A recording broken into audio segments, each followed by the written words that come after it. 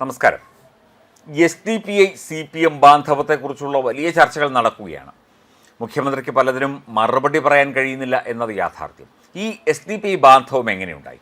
SDPI പറയുന്നത് ഞങ്ങൾ മതേതരവാദികളാണ്, ഞങ്ങൾ മതസൗഹാർദ്ദത്തിൻ്റെ അപ്പോസ്തലന്മാരാണെന്നൊക്കെയാണ്.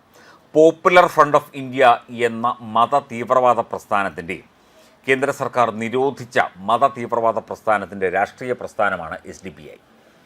നമുക്കറിയാം, ജോസഫ് മാഷിൻ്റെ കൈവെട്ടിയത്, BJP RSS പ്രവർത്തകരെ ലിസ്റ്റിട്ട് കൊല്ലാൻ ശ്രമിച്ചത് ഒക്കെ SDPIക്കാരാണ്. എന്നിട്ട് പറയുന്നു ഞങ്ങൾ മതവാദികളാണ്, അല്ലെങ്കിൽ ഞങ്ങൾ മതസൗഹാർദ്ദവാദികളാണ് എന്ന്. 2047 ഇന്ത്യയിൽ ഇസ്ലാമിക് ഭരണം കൊണ്ടുവരുമെന്നും ശരിയത്ത് നിയമം ഇവിടെ നടപ്പിലാക്കുമെന്നും പ്രഖ്യാപിച്ച രാഷ്ട്രീയ പാർട്ടിയും അതുപോലെ തന്നെ ഭീകരവാദ പ്രസ്ഥാനവുമാണ് SDPIയും നിരോധിക്കപ്പെട്ട PFIയും. എന്നിട്ട് പറയുന്നു ഞങ്ങൾ മതത്തിൻ്റെ അല്ലെങ്കിൽ മതം ഞങ്ങൾ നോക്കുന്നതേയില്ല, ഞങ്ങൾ വലിയ മതസൗഹാർദ്ദവാദികളാണെന്ന്. ഈ മതസൗഹാർദ്ദവാദികളുമായി മുഖ്യമന്ത്രിക്ക് എങ്ങനെ ബന്ധമുണ്ടായി? ന്യൂനപക്ഷ വോട്ടുകൾ മാത്രമല്ല ഇതിനകത്ത് ഒരു കാര്യം. മരുമകൻ PA മുഹമ്മദ് റിയാസ്, PA മുഹമ്മദ് റിയാസ് CPMകാരനാണെങ്കിലും സഖാവാണെങ്കിലും ഒക്കെ ഒരു SDPIക്കാരൻ്റെ മനസ്സ് ഇന്നും നമ്മുടെ റിയാസ് സഖാവിനൊപ്പം നിൽക്കും. റിയാസ് സഖാവാണ് SDPIയുമായിട്ട്, മരുമകൻ മന്ത്രിയാണ്, റിയാസ് സഖാവാണ് SDPIയുമായിട്ട് വിലപേശലുകൾ നടത്തുന്നത് എന്നാണ് സൂചനകൾ. നമുക്ക് ഉറപ്പില്ല കേട്ടോ.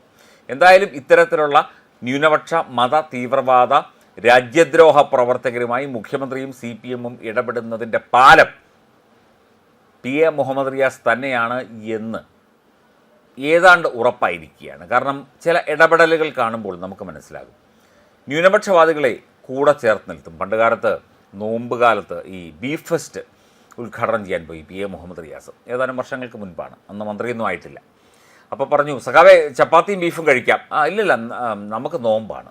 അപ്പം വിശ്വാസിയായ കമ്മ്യൂണിസ്റ്റ് എന്ന പദം പലപ്പോഴും നമ്മൾ പ്രയോഗിക്കാറുണ്ട്. എങ്കിലും വിശ്വാസിയും അല്ലെങ്കിൽ ഒരു തീവ്രവാദ സ്വഭാവമുള്ള ചില പ്രവർത്തനങ്ങൾ നടത്തുന്ന ധാരാളം കമ്മ്യൂണിസ്റ്റ് പ്രവർത്തകർ കമ്മ്യൂണിസ്റ്റുകാർക്കിടയിൽ തന്നെ ഉണ്ട് എന്ന് ചില സഖാക്കൾ ഒളിഞ്ഞും തെളിഞ്ഞും പറയുന്നു.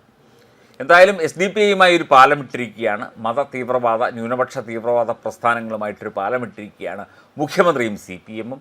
ആ പാലത്തിലൂടെ ആരൊക്കെ എങ്ങോട്ടൊക്കെ പോകും എന്ന് നമുക്കറിയില്ല. എന്തൊക്കെയായാലും ശരി, ഈ ഇലക്ഷൻ കാലത്തെ ഈ ഒരു സർക്കസും മറ്റ് കാര്യങ്ങളുമേ ഉള്ളൂ എന്ന് തോന്നുന്നു. എന്നാൽ പോലും ഇത്തരത്തിൽ പ്രീണന നയങ്ങൾ അടിച്ചേൽപ്പിച്ചുകൊണ്ട്, ജനങ്ങളുടെ മേൽ അടിച്ചേൽപ്പിച്ചുകൊണ്ട്, അല്ലെങ്കിൽ പ്രീണന നയങ്ങൾക്ക് മേൽ നിന്ന് ഡാൻസ് കളിച്ചുകൊണ്ട്, നൃത്തം ചെയ്തുകൊണ്ട് LDF സർക്കാർ അല്ലെങ്കിൽ CPM ഇത്രയും കാലം ഒരുപാട് കളികൾ കളിച്ചു. അതിൻ്റെ ഭാഗമായിട്ടുള്ള കളികൾ ഇപ്പോഴും തുടരുകയാണ്. SDPIക്ക് പാലമിട്ട് കൊടുക്കാൻ വേണ്ടി മരുമകനും കൂട്ടരും ഉള്ളപ്പോൾ പിന്നെ മുഖ്യമന്ത്രി എന്തിനു പേടിക്കണം? ന്യൂനപക്ഷ വോട്ടുകൾ കിട്ടും, അപ്പോൾ ഭൂരിപക്ഷ വോട്ടുകൾ പോയെങ്കിലോ എന്നുള്ള ഭയമുണ്ട്. പേടിക്കേണ്ട. ഭൂരിപക്ഷവാദികളായ ആളുകൾ, മണ്ടന്മാർ, തിരുമണ്ടന്മാർ നിങ്ങൾക്ക് തന്നെ, അരിവാൾ ചുറ്റിയേക്ക് തന്നെ, അല്ലെങ്കിൽ ഇടതുപക്ഷത്തിന് തന്നെ കുത്തും. അതുകൊണ്ടാണല്ലോ ഇവരെ കേരളത്തിലെ ജനം മണ്ടന്മാരല്ല, അല്ലെങ്കിൽ ജനം വിഡ്ഢികളല്ല എന്ന് നമ്മൾ പറയുമെങ്കിലും കേരളത്തിലെ ഞാനടക്കമുള്ള ജനങ്ങൾ വിഡ്ഢികളാണ് എന്ന് പൊതുവെ പറയപ്പെടുന്നത് അതുകൊണ്ടൊക്കെയാണല്ലോ.